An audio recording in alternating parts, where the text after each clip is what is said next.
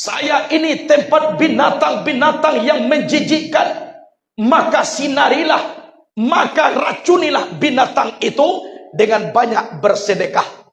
Saya ini menyempitkanmu hingga hancur, lapangkanlah dengan solat. Saya ini akan menyirammu dengan cairan yang menyakitkan, maka merdekakan cairan itu dengan berpuasa. Saya ini tempat mungkar nangkir akan bertanya, maka persiapkanlah jawabannya dengan memperbanyak membaca kalimat La ilaha illallah. Itu kecek kubur kada ke awak pak. Kita tinggal masuk. Jom besok lain. Nyolah mengecek. Amayu kawan awak. Kini kita mencarinya. Orang yang bijak berpikir siapakah teman saya nanti. Onde ambo pitihlah banyak kini. Ambo lah siano.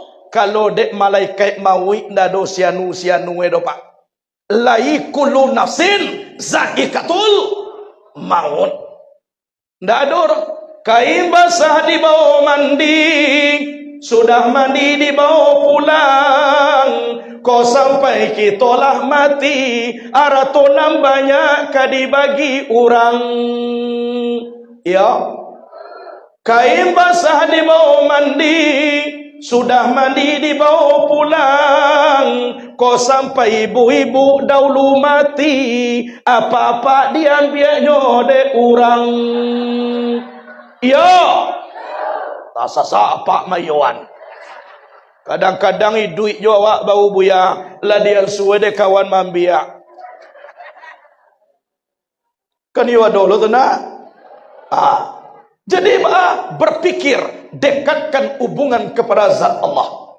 Berpikir awak hidup ke mati. Itu yang perlu bagi kita. Kemudian